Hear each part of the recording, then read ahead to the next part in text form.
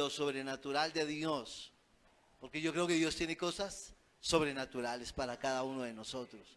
Definitivamente estoy seguro que Dios tiene cosas maravillosas, cosas majestuosas para nosotros. La Biblia dice que cosas que ojo no vio, ni oído oyó, ni han subido en el corazón del hombre, son las que Dios tiene preparadas para los que le aman.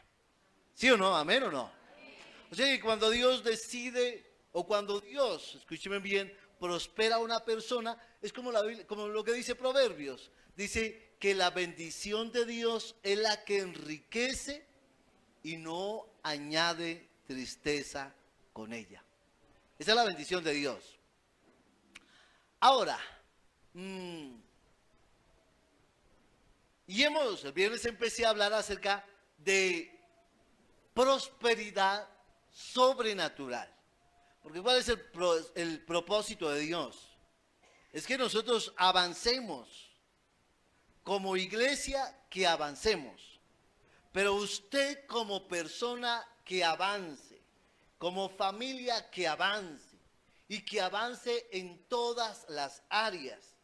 Espiritualmente, lógico. Es lo principal. Porque ¿qué sacará el hombre si gana todo el mundo y pierde su alma? No habrá obtenido nada. Lo principal es mi vida espiritual. Pero yo creo que cuando una persona está bien espiritualmente, tiene que empezar a estar bien en todas las demás cosas. ¿Alguien me entiende ese lenguaje, sí o no? O sea, y no quiero aquí, escúcheme bien, hablar un mensaje simplemente motivacional, que usted salga contento y nada pase en su vida. Al contrario, yo creo que a través de esta palabra, si usted se conecta bien con Dios, todas las demás cosas van a venir por añadidura. Eso la Biblia dice, ¿no? El viernes hablábamos de 1 Timoteo 1:6, creo que es el versículo que dice que la raíz de todos los males es el amor al dinero. Y no de una cosa, la Biblia no nos está prohibiendo ser bendecidos financieramente, porque eso es un mal concepto que tenemos. Entonces pensamos que el dinero es el problema, que el dinero es malo. Y no, resulta que el dinero no es malo. De hecho, todo lo contrario. A los hombres que buscaron a Dios, que le creyeron a Dios, Dios los bendijo económicamente de una manera impresionante. Y más, entre más duro fue el proceso de esos hombres, más bendecidos fueron en todas las áreas. Y ese es un común denominador con todos los personajes bíblicos. Usted mira, por ejemplo, a Abraham cuando Dios le dijo, Abraham, sal de tu tierra y de tu parentela a la tierra que yo te daré. Abraham obedeció a Dios, siendo que su papá era un sacerdote pagano. Abraham sale de su tierra, le obedece a Dios y se convirtió en un hombre poderoso. Y económicamente súper bendecido. Isaac, Jacob. Cuando Jacob regresó a su tierra, la Biblia dice que llevaba mucho ganado, ovejas. O sea, el hombre había prosperado demasiado. Pero le vamos a dar un nombre también, le voy a recordar un hombre que pasó un proceso extremadamente complicado. La gente lo llama el hombre de la paciencia. Yo lo llamo el hombre de la fe. Job, que fue un hombre de fe impresionante, al punto de que perdió todo. Su propia mujer le dice, maldice a tu Dios y muérete. Le dio una sarna maligna. Job estaba en una situación paupérrima, estaba terrible. Y sin embargo le siguió creyendo a Dios. Y la Biblia dice que cuando Job, Dios lo volvió a bendecir, fue, no sé cuántas veces ahorita, no recuerdo, 4 veces más rico que inicialmente lo era. Se convirtió en el hombre más rico de toda la tierra. Entonces yo no puedo entender que hay gente que piensa que el dinero es el problema. No, el problema no es el dinero. El problema es una mala conexión con el dinero. Raíz de todos los males es el amor al dinero. Una mala conexión con el dinero.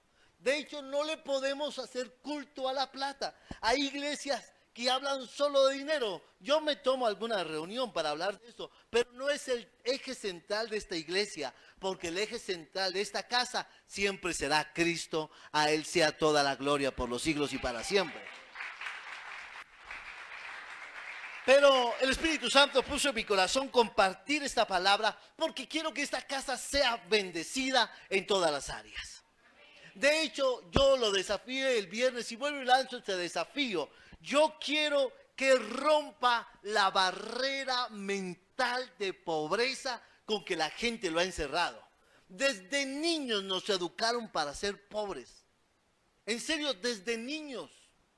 Porque desde niños, ¿qué fue la palabra más usada con nuestros padres para nosotros? No hay. No hay. Se va por la calle, un bonjour, no hay.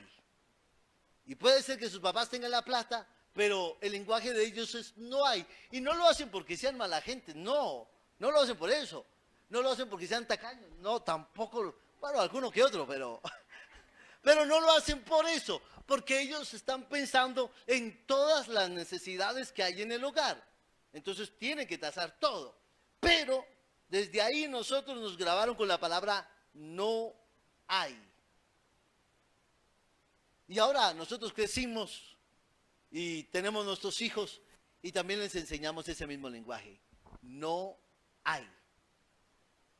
Y creo que ese no hay debemos empezar a analizarlo. ¿Cuándo lo aplicamos? ¿Sí o no?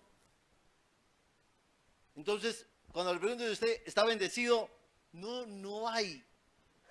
No hay donde echar la bendición de Dios porque estamos doblemente bendecidos. ¿Sí o no? Porque escúcheme bien, la pobreza es un estado mental. Yo siempre he creído que la pobreza es un estado mental, pero la riqueza también lo es. Definitivamente la riqueza es un estado mental de cada persona. Y yo quiero que usted rompa ese patrón de pobreza que lo ha rodeado a usted. Vuelvo y lo digo, desde niños o aún en nuestro círculo donde trabajamos. Allá mismo la gente nos está hablando de no hay y siempre nos están hablando el mismo lenguaje. Y yo creo que debemos empezar nosotros a cambiar nuestro vocabulario. Empiece a mirar las cosas diferentes. De hecho, en esta mañana de eso quiero hablar. Yo quiero que tome su Biblia, por favor. Evangelio de Juan. Venga conmigo allá. Evangelio de Juan.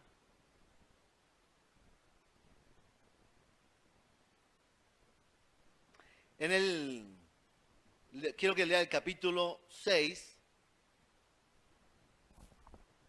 Juan capítulo 6.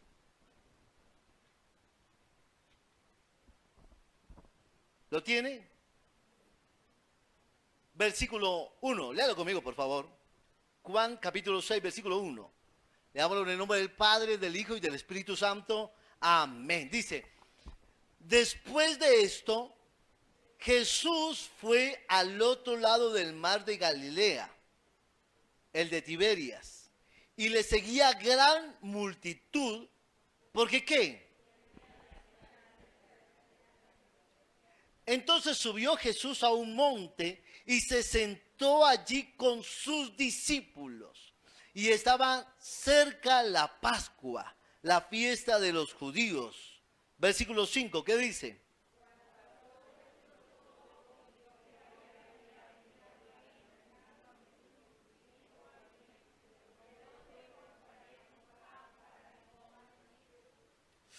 Tremenda palabra de Jesús, ¿no?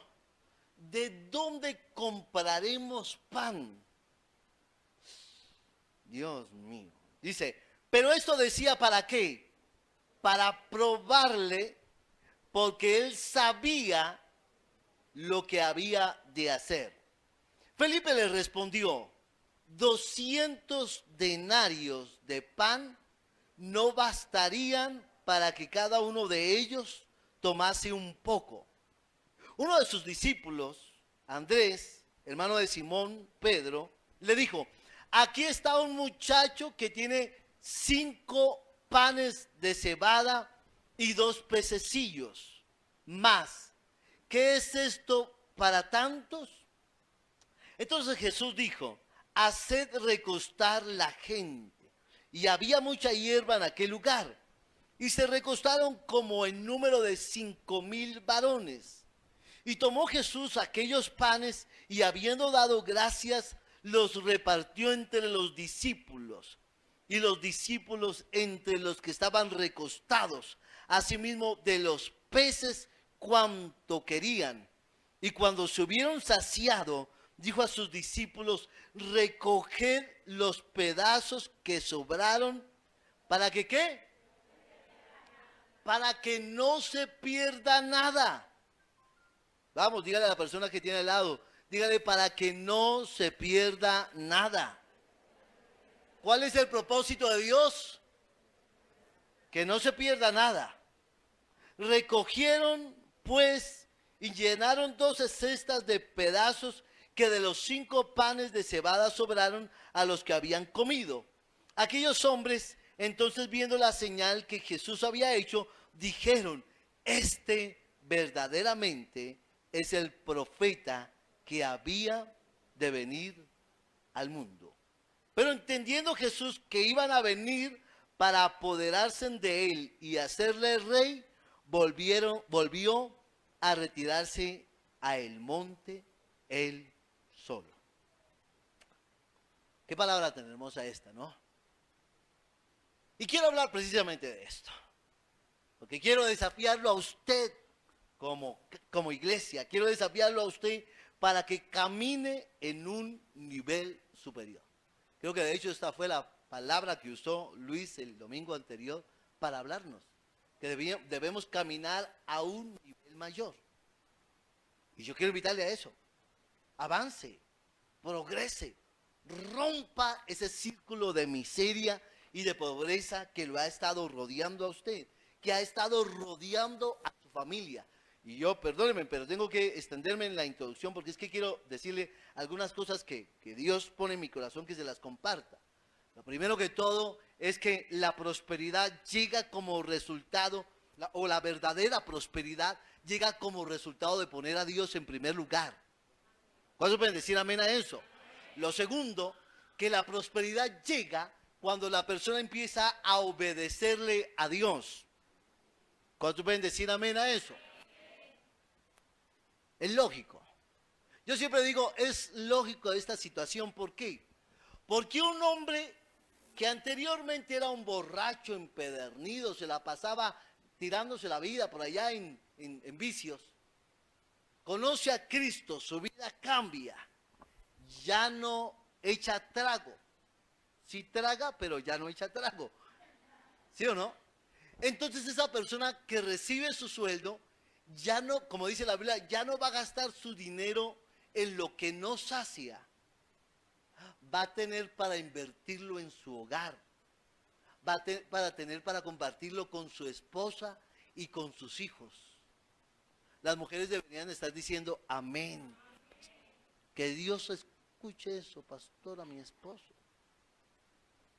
Un hombre que anteriormente era un picaflor y se la pasaba con una y con otra y tenía amantes y todo este asunto, ahora ya conoció a Cristo, su vida cambió y lo que antes gastaba con otra, ahora lo invierte en su casa. Es lógico que el hogar debe avanzar. Es una cosa lógica que el hogar debe prosperar. ¿Alguien puede decir amén a eso, no? Entonces, esos son los hogares que Dios quiere. Hogares prósperos y bendecidos en todas las áreas. De hecho, escúcheme bien, debemos entender que los empresarios no nacen, sino se hacen. Y tal vez usted me dice: pastor, ¿qué me habla de empresario? Yo lo único que tengo es un chuzo. Soy el dueño del aviso, soy el dueño del letrero. Pero escúcheme bien, cuando Dios quiere bendecir a alguien, va a usar cualquier instrumento para bendecirlo. Porque Dios no se vara. Usted abre un negocio de empanadas, usted se mueve en principios de Dios y ese negocio de empanadas va a ser bendecido de una manera impresionante. Yo no sé si usted lo cree, yo lo creo. Hace unos años atrás yo estaba viendo las noticias y en las noticias había una nota de la gente emprendedora y salió una mujer contando su historia de vida. La habían echado del trabajo y estaba endeudada en el colegio de su hijo y ella dijo: por la necesidad de pagar la pensión, me fui al mismo colegio a vender obleas, dijo la señora. Dijo: pero desde el comienzo dije voy a hacerlo y voy a hacerlo excelente. me puse un delantal, compré un uniforme, un tapabocas bien presentada, me fui al colegio y empecé a vender obleas en el colegio. Un negocio muy sencillo. Pero las obleas le gustaron a la gente. Y ya luego, esto me empezó a ir tan bien que mi hija se hizo cargo del negocio de obleas en ese colegio y yo me fui para otro. Y nos iba tan bien que mi esposo se animó y también empezó a vender obleas. La historia es que ellos ahora exportan obleas a otros países. Tuvieron una industria de obleas. Porque una persona que hace las cosas bien tiene que avanzar. ¿Has visto, hombre solícito en la tierra? Delante de los reyes estará, no está delante de los de baja condición. ¿Cuántos pueden decir amén a eso? Ahora, también lo que pasa es que nosotros tenemos un gran problema, y es que nos falta educación financiera. ¿A cuánto les gusta estar endeudándose? Y escúcheme, qué problema hay, peor cuando se endeudan y no pagan. Y nosotros deberíamos tener sabiduría para eso. Yo lo dije el viernes, vuelvo y lo resalto, no se endeude para comer. Por favor, no lo haga, se lo digo como padre espiritual de esta casa. No se endeude. Hay gente que tiene la tarjeta de Falabella y las manos les sudan con las tarjetas. No pueden estar tranquilos. Esa tarjeta les salta de la cartera, de la billetera. Van a Falabella y sacan el mercado. No es que con este mercado vamos a comer todo el mes. Y hacen el mercado y lo difieren a cuántas cotas. 6 cuotas, ahí están diciendo 5. A mí me tocó a 6 cuotas. 6 cuotas, 6 meses pagando un mercado que ni siquiera les duró un mes, les duró 20 días, porque los chinos tragan cuando hay y aprovechan. Entonces tiene que pagar 6 meses lo que se comió en 20 días. Eso no es un negocio rentable y va a terminar pagando 2 veces el mercado. ¿Sí? Entonces no se endeude en cosas que no valen la pena. Yo siempre digo, no se endeude ni en comida ni en ropa. Mala inversión. Ay, se llegó diciembre y no tengo para estrenar. Y entonces aparecen las promociones. Lleve en diciembre y pague en febrero. ¿Y cuánta gente aprovecha y va y hace el mercado de ropa? ¿Sí o no? Aprovechan y le regalan a la tía, a la abuela, y cuando llega en febrero tiene que empezar a salir de las pertenencias. No hay para pagar la cuota. Vaya, empeñe la lavadora, vaya, empeñe la plancha, vaya, empeñe. Hasta el marido lo quiere empeñar la mujer, porque no tienen para pagar. Entonces se tienen que pagar los platos rotos. ¿Por qué? Porque no tenemos una buena educación financiera. Y a la iglesia venimos el domingo y nos cuesta trabajo orar con libertad. Y empezamos a orar, espíritu de deuda, fuera espíritu de deuda. ¿Cuál espíritu de deuda? Estamos echando la culpa al diablo. El diablo no lo endeudó a usted. Usted mismo por no tener sabiduría para invertir. ¿Alguien me entiende eso? Entonces debemos tener educación para... Ahora, si va a sacar un crédito, mire los intereses. ¿Qué entidad le va a cobrar menos intereses? Escúcheme lo que le estoy diciendo. Porque las entidades que le ofrecen a usted los créditos más fácil son las que los intereses son más altos. Si va a endeudarse, y si se va a endeudar, sea una deuda de inversión. Y cuánto mejor que sea una deuda para que le deje un activo a usted. ¿Usted sabe qué es un activo? Un activo es algo que usted compra, que gana y que le va a estar produciendo a usted, que le va a estar produciendo. Eso es un activo. Pero hay gente que se endeuda para lujos. Me endeudo para un paseo. Me voy para San Andrés. Y se van para San Andrés y luego están atados de esa deuda. Y lo único que quedaron fueron las fotos. Y lo peor de todo, ni siquiera ves las fotos porque se fue para San Andrés, se le mojó el celular y ahí quedaron las fotos. Qué cosa tan terrible, ¿no? Entonces, tiene que aprender usted a educarse financieramente. Hay una clase de personas que les gusta estar comprando. ¿Cómo se llama eso? No, se llaman mujeres. ¡Ah! ¡Ah!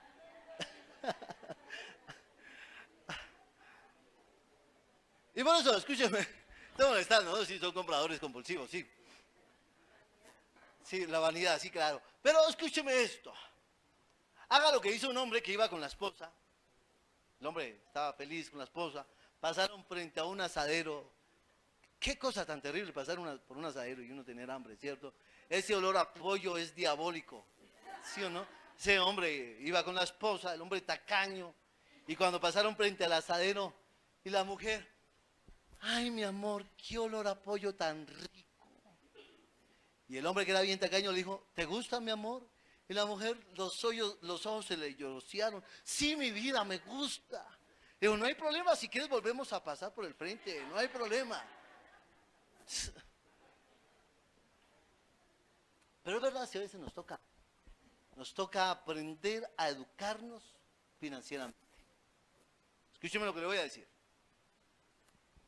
Si usted está hoy pasando por crisis financiera, si no ha podido avanzar, yo no sé cuántos años de casado lleve usted, o mujeres que están solas, si no han podido avanzar, le voy a dar un consejo hoy.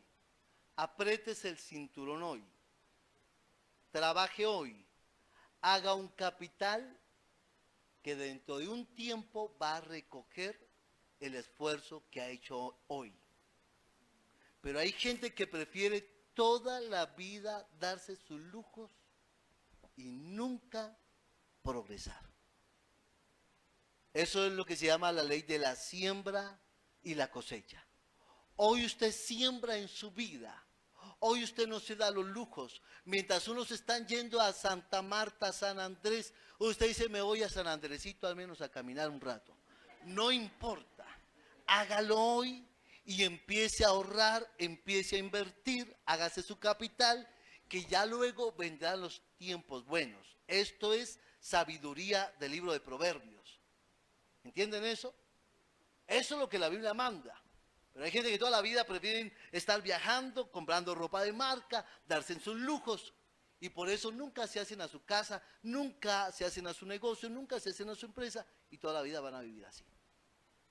¿Alguien me entiende eso, sí o no? Ahora volvamos a la palabra, mire esto. Ahí en el versículo 1, el capítulo 6, en el versículo 5, yo quiero resaltar estos puntos bien interesantes porque se me va el tiempo. Versículo 5 dice, cuando alzó Jesús los ojos y vio que había venido a él gran multitud, le dijo Felipe, ¿qué le dijo?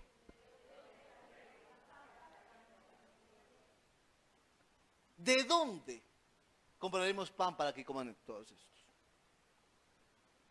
Lo primero que quiero resaltar acá, hablando de esta palabra, es que Jesús hace un desafío. De hecho, si usted mira el siguiente texto, va a encontrar que Jesús hacía esto, ¿para qué? Para probarles, para probar la fe.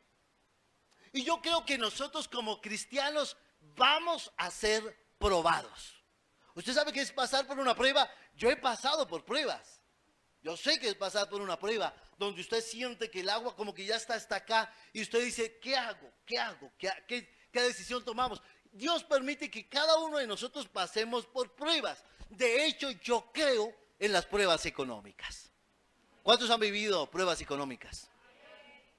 Me voy a contar hace unos años atrás, bueno, hace 22 años atrás. Recién empezamos con mi esposa. Pasamos una prueba financiera terrible. Yo, gracias a Dios, siempre he sido trabajador, pero llegó un día, recién casados nosotros, en que no teníamos para comer literalmente. Literalmente se lo digo delante de Dios, no teníamos para comer. Me tocó bajar la cabeza y a mí no me gusta sacar prestado. Lucho con ese tema.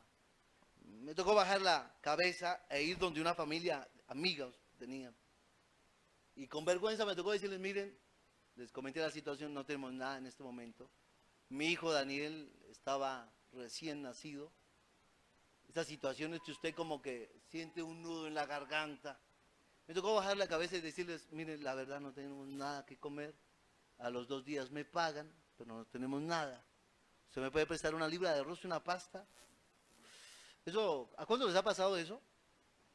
Y más cuando usted tiene hijos que no comen, sino que devoran, es peor la situación.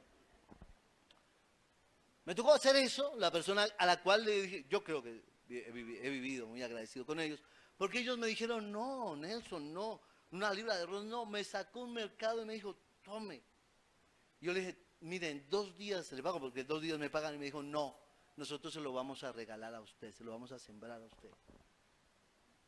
Han pasado 22 años, y le voy a ser sincero, eso es tiempo pasado. Porque la prueba no puede ser toda la vida. Usted no puede vivir toda la vida pasando una prueba. Si usted toda la vida lleva pasando una crisis financiera, es hora de que usted reconozca que está portándose o está manejando mal su dinero. Han pasado 22 años de eso. Y si yo viviera de esa manera, Dios mío, no hubiera podido alimentar a mis 2 hijos, porque tragan de una manera impresionante. En serio. Yo no podría entonces haber avanzado. Yo tuve que hacer algunos cambios en mi vida para poder avanzar. Y estoy haciendo cambios porque escúcheme bien, este que ve usted hoy acá no será el que lo va a ver en 5 años o en 10 años. Porque yo aspiro a que la Biblia se cumpla en mi vida. La Biblia dice que el justo es como la luz de la aurora que va en aumento hasta que el día es perfecto. O sea, yo quiero seguir progresando. Y aunque habrá gente que me critique, no importa, yo quiero seguir avanzando, quiero seguir prosperando, porque he entendido que la prueba no es eterna. Y si usted pasa por crisis financiera, usted aprenda a creer en Dios. Porque hay gente que dice, desde que voy a esa iglesia me ha ido mal. Yo no creo eso. Perdóneme, alguien me dijo a mí eso, me dijo, pastor, es que desde que voy a la iglesia me ha ido mal. Yo dije, yo no puedo entender eso. ¿Por qué razón? La iglesia no le prohíbe a usted tomar, la iglesia no le prohíbe fumar. Es más, el Espíritu Santo viene a mi vida para producir cambios y que yo deje de pecar. Y entre más yo deje vicios, deje malas amistades, me va a quedar más dinero. Y el dinero aquí en la iglesia no se lo quitan a usted. Porque aquí en la iglesia, una cosa es que usted ofrende o diezme y que lo haga porque usted quiere y no porque a usted en la iglesia se lo impongan. Si usted ofrenda o no ofrenda, aquí en la iglesia nadie le va a decir nada a usted. Pero es lógico, escúcheme bien lo que le estoy diciendo. Si usted deja de malgastar su dinero y empieza a invertir bien su dinero, tiene que prosperar. Entonces cuando usted llega a las cosas de Dios, no puede decir, es que desde que estoy yendo a la iglesia me ha ido mal. Es mentiroso el diablo. Dios va a permitir que su fe sea probada y que sea probada como el oro. ¿Y sabe para qué se prueba el oro? Para sacar lo que no sirve, la escoria. La palabra exacta es escoria. De hecho, Proverbios dice, quítale la escoria a la plata y saldrá alhajas al fundidor. O sea, a las piedras preciosas se les quita la basura. Esa basura se llama escoria. ¿Para qué? Para que quede una alhaja, una joya. Para eso Dios permite que nuestra fe sea probada. Para que de su vida se vaya tal vez las malas actitudes, los malos pensamientos, los malos deseos. Para eso su fe va a ser probada. Y después, si usted aguanta la prueba, después de pasar la prueba, tiene que venir la bendición. ¿Alguien me entiende eso? Tiene que venir la bendición. O sea, la bendición va a ser el resultado de haber pasado una prueba. Mire esto que dice la Biblia. Mándemelo aquí por favor en las pantallas. A ver si lo tengo aquí, esta cita bíblica. En 1 de Pedro 1:7. Mire, y si en la Biblia hay alguien, mándemelo aquí por favor. Si en la Biblia hay un personaje que nos habla de pasar la prueba, fue Abraham. Abraham, imagínense, Abraham tiene un hijo. Bueno, de hecho, tenía 2 hijos. Para que sometida a prueba vuestra fe, mucho más preciosa que el oro, el cual aunque perecedero se prueba con fuego, sea hallada en alabanza, gloria y honra cuando se ha manifestado Jesucristo. O sea, su fe debe ser probada. Ahora, mírenme lo que le voy a decir. Abraham tenía 2 hijos. El uno se había ido, que era el mayor, Ismael. el hijo de la promesa, Isaac, míreme, Isaac es el hijo de la promesa. Y Dios le dice a Abraham, Abraham, dame tu hijo, sacrifica a tu hijo. ¿Usted sabe que eso era para Abraham? Y más, Abraham lo había tenido en la vejez. O sea, tener un hijo en la vejez es peor el asunto. Él ve a su hijo, el único hijo prácticamente, lo ve con un amor especial. Y cuando Dios le dice a Abraham, entrégame tu hijo, ¿para qué Dios lo hacía? Dios necesitaba a Isaac. Dios estaba permitiendo que la fe de Abraham fuese probada. Y a mí me fascina la historia de Abraham, porque cuando Dios le dice, entrégame tu hijo, la Biblia dice que Abraham tomó a su hijo, tomó en las leñas, bueno, se fueron caminando al monte para ser sacrificado. Y cuando llega con los siervos allá, tal vez a la parte baja de la montaña, Abraham le dice a los siervos, le dice, quédense acá y el muchacho y yo iremos y adoraremos. Porque Abraham sabía que su fe estaba siendo probada y que si él iba a obedecer hasta el último momento, lo que iba a fluir de ahí era una constante alabanza. En medio de su agonía, en medio de su crisis, en medio de su prueba, no murmure, no reniegue, adore a Dios. Mujeres que están acá, que están pasando por pruebas económicas y que constantemente le están diciendo al marido, mi mamá sí me lo decía, que no me casara con usted porque iba a aguantar hambre, mi mamá me lo decía. No reniegue, mujer, no haga sentir más mal a su marido de lo que él ya se siente porque no está cumpliendo por alguna situación. Pero es verdad, hay mujeres, mi mamá sí me lo decía, que me casara con el Chepe, que el Chepe sí no me iba a dejar aguantar. No murmure. Mire usted también como mujer virtuosa a ver qué puede hacer para que su hogar avance. Pero es que hay mujeres que son consumistas. Perdónenme, gracias a Dios aquí no hay ninguna. Yo aquí no veo ni una de esas. Pero hay mujeres que quieren que el marido les dé absolutamente todo, pero ellas no quieren hacer nada. Y en un tiempo como el que estamos, es complicado. ¿Cuántos dicen amén? Díganme algo, digan allá, o digan lo que sea. Ahora, Jesús le dice a los discípulos, ¿de dónde compraremos pan para que coman esta multitud? Jesús está probándole la fe. Entonces Felipe dice, Señor, pero ni siquiera con 200 denarios de pan podríamos darle pan a esta multitud. 200, un denario equivalía más o menos a un día de trabajo.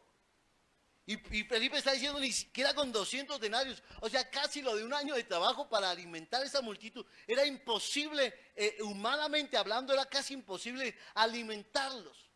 Porque eso es la prueba, cuando Dios nos permite que llegue a un lugar donde vemos las cosas que son casi imposibles. Y yo creo una cosa, mírenme lo que le voy a decir acá. Dios sabe lo que yo estoy pasando en ese momento, pero se lo voy a decir, yo creo que entre más se agranda la prueba, es porque más grande va a ser el milagro. Wow, yo lo creo. Yo creo que entre más grande sea la prueba, más grande va a ser el milagro. Yo estoy seguro de eso. Y me he tomado de la mano de Dios y le he dicho, Señor, si tú permites esta y esta situación, es porque tu gloria va a ser más grande y no nos va a dejar en vergüenza.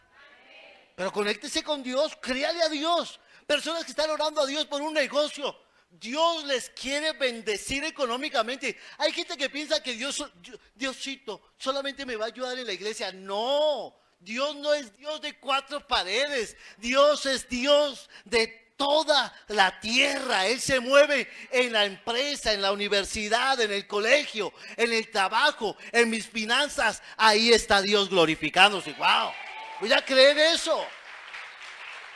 ¿Alguien me puede decir amén en esta mañana?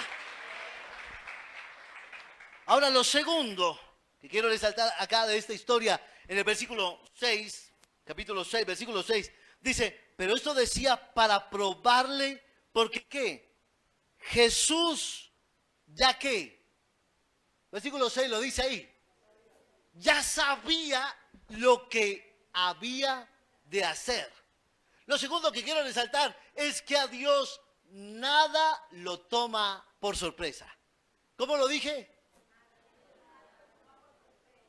Ayer recibí una mala noticia yo.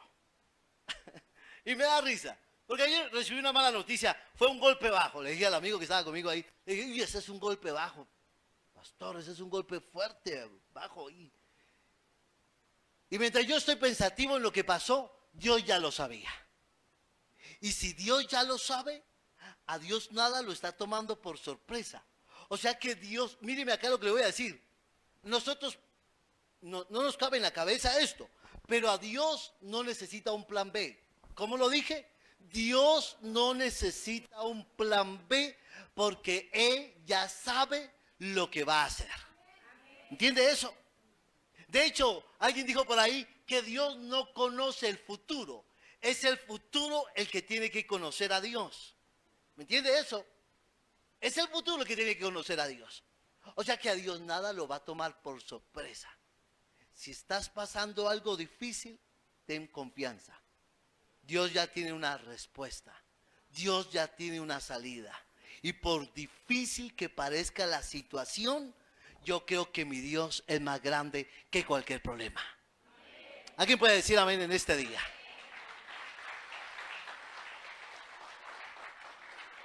Ahora, el gran problema no es que Dios necesite un plan B. Somos nosotros los que nos alejamos de su plan A. Por nuestra rebeldía. Por nuestra terquedad. ¿Cuántos te reconocen que a veces son tercos, por favor? Hay algunos que tendrían que levantar las dos manos y los dos pies, decir amén. Pero es verdad, a veces somos tercos y entonces nos alejamos del plan de Dios.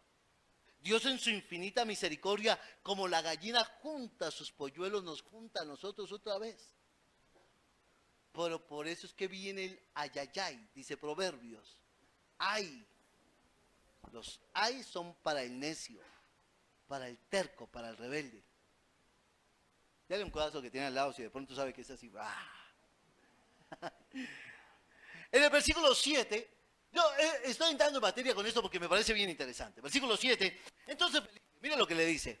200 denarios de pan no bastarían para que cada uno de ellos tomase un poco. Y lo tercero que quiero resaltar acá es que Felipe habló lo que sus ojos y su boca humana le estaban dictando. ¿Por qué hablo de esto? Escúchenme bien. Porque nosotros simplemente hablamos lo que vemos, lo que escuchamos o lo que recibimos de nuestros antepasados. Pero debemos empezar a hablar lo que habla nuestro papá Dios. Debemos empezar a ver, no con nuestros ojos físicos, sino con los ojos de la fe. La Biblia dice, porque por fe andamos y no por vista. Porque es verdad, yo tengo que trabajar, yo tengo que luchar, yo tengo que esforzarme, pero al mismo tiempo voy a creer que Dios es mi provisión. ¿Cuántos pueden decir amén a eso? Yo digo que creer. Si quieren anote esta cita bíblica, la que le acabo de dar. 2 Corintios 5. Porque escuchen bien, la fe nos cambia la visión. Escuchen bien. Porque lo que vemos, mírenme acá, no se vaya a distraer, porque lo que nosotros con nuestros ojos físicos vemos muy grande, es que ese es el gran problema. Que nuestros ojos físicos nos llevan a ver muy grandes los problemas y nos llevan a ver muy pequeño al Dios que tenemos. Míreme lo que le estoy diciendo. Cuando usted mira a través de los ojos de la fe, usted va a ver su problema más pequeño y a Dios lo va a ver más grande. ¿Entiende eso? Ese es el gran problema. Por eso vuelvo y lo resalto, porque por fe andamos y no por vista.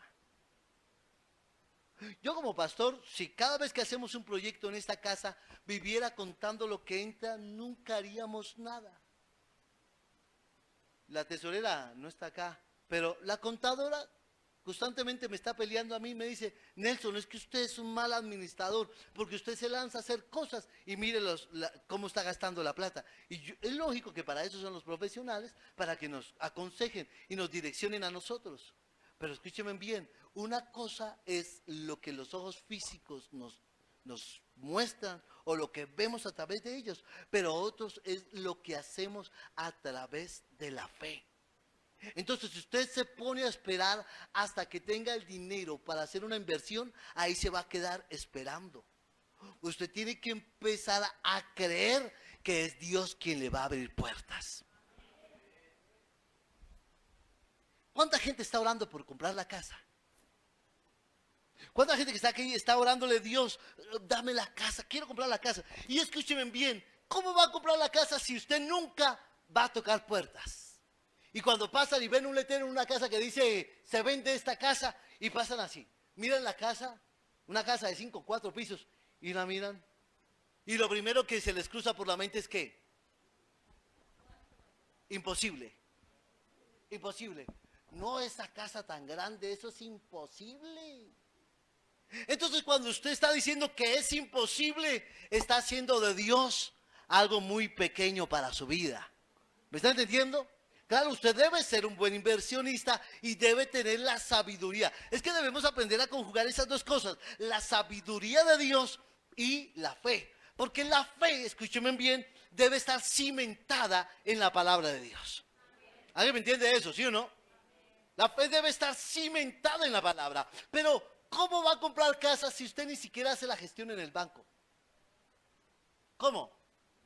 Hay alguien que está hablando acá: ay, pastor, yo ya estoy en el fondo del ahorro y estoy dando mis cesantías. Va por buen lado, va por buen camino.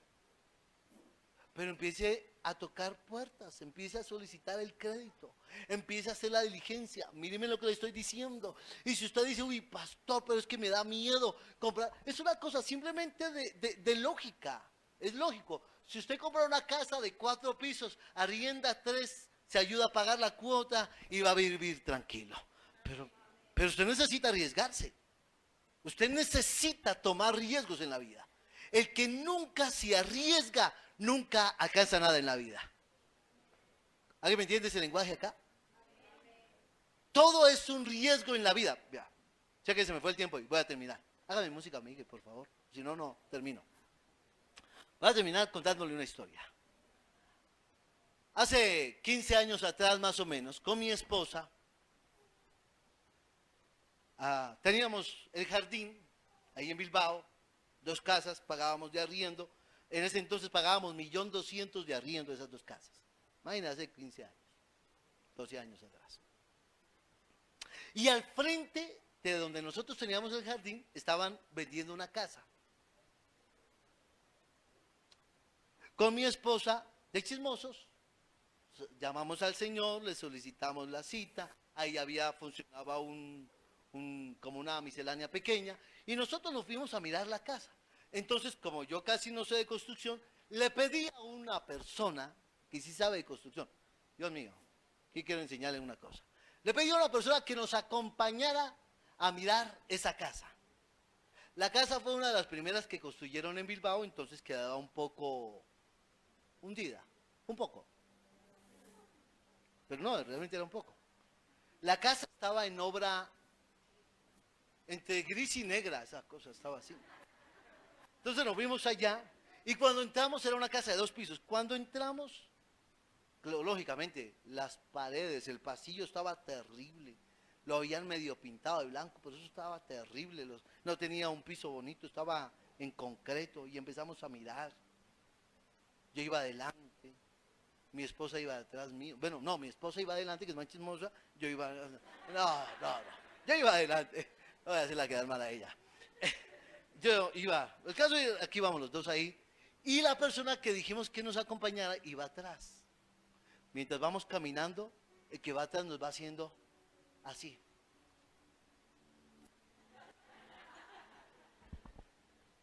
No les digo mentiras, Dios sabe que es verdad. Fuimos al segundo piso, no le habían dejado un buen, ¿cómo se llama? Solar, no, solar, ese luz que ponen. Eso, esa cosa, yo la tenía. Entonces, tenía una cosa muy pequeña, entonces la casa era oscura. Fuimos a la terraza, miramos, todo se veía feo. En ese entonces el Señor la estaba vendiendo en 53 millones, no, 45 millones era. Salimos, fuimos a la casa y la persona que fue con nosotros, una persona que sabía mucho de construcción, pero ojo esto, mucho de construcción, cero de negocios. Ese es el gran problema de uno rodearse mal o pedir consejo a gente que no tiene la conexión correcta. Entonces le pedimos consejo y él nos dijo, no, usted que van a comprar, esa casa está horrible, esa casa está terrible. No, nos puso todos el pelo, está un poco hundida. Y nosotros teníamos la posibilidad de acceder a un crédito pequeño porque teníamos un ahorro. Entonces mi esposa me dijo, no, Nelson, sí es verdad, no, esa casa está muy fea. A los 3 meses habían arreglado la casa. Entonces, como éramos amigos de la persona que tenía el almacén ahí, le preguntamos, oiga, ¿y qué pasó con la casa? Digo, no, si cuando ustedes vinieron, como a los 20 días el Señor la vendió. ¿En cuánto la vendió? No, era que el Señor se iba de viaje y la vendió en 45 millones. Ah, bueno. No, pero eso no es nada, nos dijo el Señor. El que la compró le metió como 10 millones y la vendió en 75. ¿Cómo? Le dije yo, la vendió en 75. Yo me estaba dando golpes de pecho.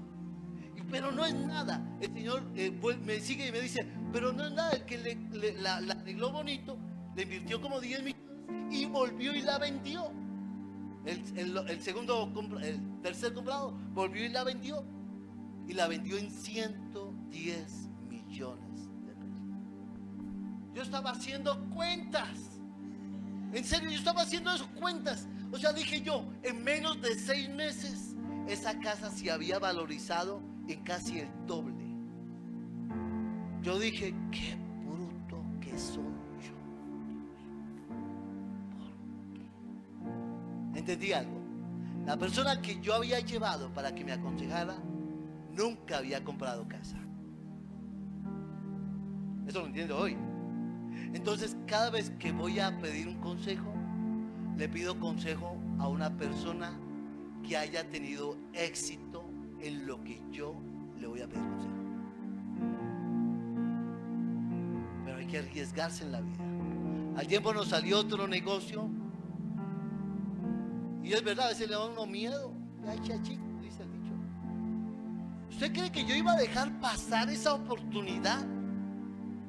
Yo ya había tenido una experiencia. No quiero dejar que las oportunidades de Dios se pasen sobre mi vida y yo no tomarlas. Y quiero desafiarle a usted hoy como pastor de esta casa que tome iniciativa, que se arriesgue.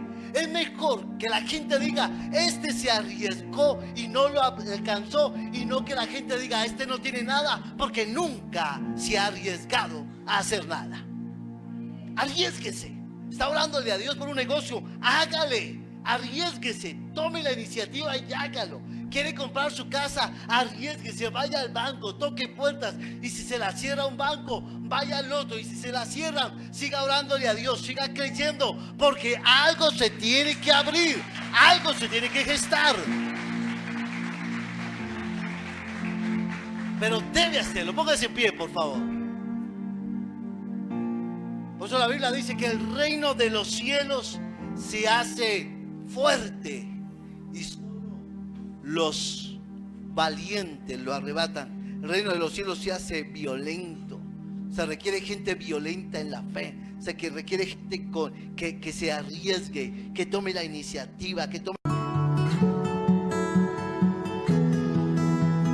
En el principio, Dios creador, antes del tiempo eras tú.